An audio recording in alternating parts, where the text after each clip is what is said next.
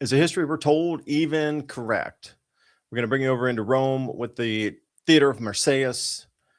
At the same time, all of these other factors are layering on top of, it seems like a destruction cycle, but then there was also one in Rome.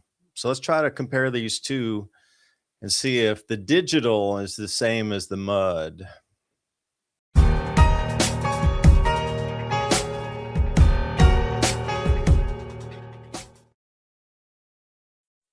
A moment of zen in this wild world we're living in. The hologram bends one more time, but once you're in nature, look how vast that is. Just puts you right back into perspective. Empires want to be that vast, and this map is over time from the year 2000 at the very top all the way down to the bottom at 4000 BCE, which is 6,000 years prior. Now, there's one thing in common. As these empires expand, whoosh, they always snap back and contract into pretty much their original or even less of a footprint within the different continents. And that is a standard thing. At the far right, you got the red, was the Chinese, and they kept expansion, come back, and you see they squeeze back into that center vein of exactly back to the, I guess, the home country. And you can look Rome as well, expanding out right around where the ADBC mark is. Greece as well, it went super far out, very pointy, snap back in again. And Europe, say from 1500 AD, it expands that light blue everywhere across the planet. Now, it seems that it's more of a digital expression. So that means the fiat currency needs to go away. So what's going to snap back this time, do you ask? All roads lead to Rome, every highway, byway. And, it's more of a circular pattern that just kind of grew out from where the city center was. Central planning in terms of squares, it just look at the difference of 2,000 years of natural evolution of where to live compared to the US and its grid system to send militaries with 4 lanes in any direction, anywhere, right there in the lower 48. Well, that would include Canada as well. Mexico, highway systems are there as well, but the difference in the planning. So you can also see where the nodes geometrically not forming out of organic growth, but a planned growth. And you can see where the nodes would be, those cities glowing off. And another picture of the lower 48 glowing is the blue, and that's the snow, is the above average. And that's 150% or more compared to your regular baseline average from the year 2008 all the way to the year 2025. That average for the amount of snowfall, this is above or below it. So the east coast of the US, and look all the way down to Florida, that's crazy, right there in the panhandle, way more than 150%. But see, this is the thing I don't like. We got all this AI that can crunch the data, run the numbers, yet we just pegged the scale at 150. What if it was 700% more, a 7x? Why is that not shown to us? Why is it just squeezed in the 150? And don't we have the technology now to, get these bands wider to encompass greater amounts of information? And the brown is where there was a deficit of snowfall this year. Look at all the Western ski resorts. They were all talking about starving for snow this year. And with all this Doge and all these agencies looking in, we got a much better glimpse of how much there is to pay the retirees. And the inputs versus the drawdowns currently, as of, I guess, late 2025, projects at 2033. That red is a deficit. Social Security at that point will make everybody take a reduction cut. Now, I don't think that's going to be very well received. There's just not enough younger workers to carry this forward. And that rise, so 2035 is even going to be a wider gap of funding versus different taxes coming in. Now, the demographics, this is when a lot of people really started to retire, 2009, and pulling everything out, selling. But as we move forward to 2021, that's when the vid hit and people were just, I'm done. So there was a wave of retirement outside the norm, and it's continuing on its steady trend. So you can just forecast this out, go out to 2033, and we're well in above 22%. This comes from the Federal Reserve Bank of St. Louis.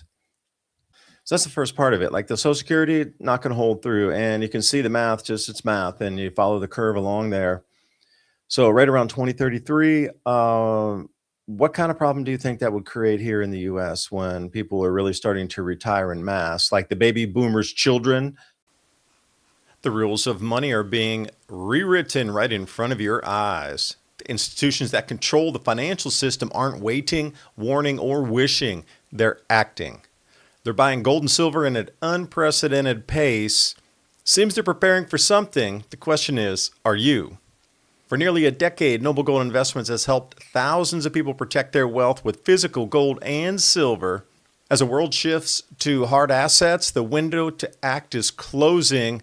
So let Noble Gold show you how simple it is to protect yourself and your family. While everyone else is reacting to the news, Noble Gold clients are positioned. They understand that when the rules change, you need assets that don't depend on the system.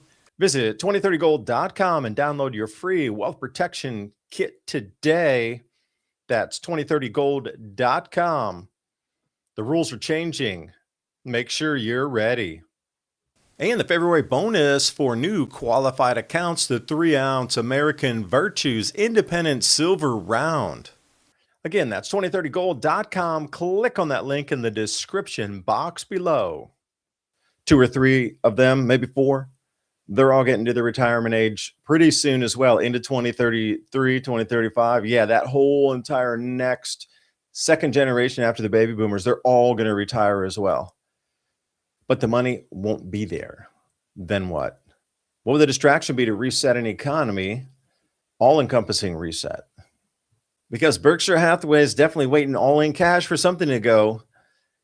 See, when their cash was in play making money, it was making money. All of it was dispatched into some sort of income generating asset. But as we move forward, you notice Buffett was out in cash a lot around 2008 and 9 when things crashed as well. So to pick them up way on the cheap.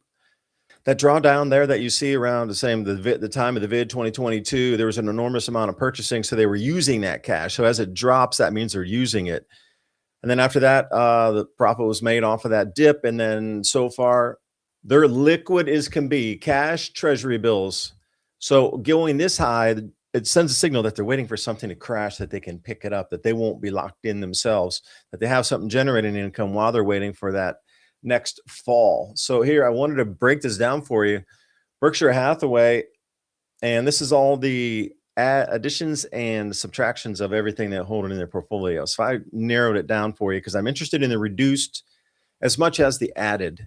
So as you go down there, you look, Apple, they reduced. Bank of America, reduction. Constellation, Pool, and then Amazon. Look at the draw. Why 77% reduction in Amazon? Do they know something's not going to be delivered and the value of the company is just going to drop off a cliff or something? Then Atlanta Braves Holdings. What do they know? That nobody's going to be buying baseball tickets or any kind of merch or attending and going out to stadiums? I mean, the catering is not going to be there for a stadium. I mean, why would you sell that much in the 50%? It's down to consumables. Also, another thing, gold's overtaken treasuries in the central bank's 4x reserves. So something's getting strange now. Now the entire economy is front running, saying, hey, gold's going to be part of the new economy or based on the new economy. And look, everybody has switched over knowing in advance this is all going to be part of the new economy. But you need an excuse for this all to kick off, that everything has to crumble because of some other, I guess, mechanism. Because a lot of people know. These are top CEOs, CFOs, the C class, exiting millions, tens of millions. These are all sells from all the top executives of companies. What do they see also coming? And then at the same time, we're supposedly at this bubble 2025, at like the peak of the housing prices, at least on this wave. Like the next wave will follow the wave up. You'll see it'll be even higher next time. But where AI has already taken a substantial chunk out like a piranha, finance and insurance, job openings, meaning companies opening positions like, hey, come and work in our office. The higher it goes means there was way more job offerings out there than there were for actual people who wanted to take those jobs. Now the level is not very many offers at all because they've moved to AI and they don't need as many people in the offices. So this will trend down, but where you notice it also trends down, 2008-9. It was the same trend down like that, but it's vertical. Just, is where's it going to bottom out at 100 or 50,000? Woo, 50,000 jobs available in all of America for finance and insurance coming down.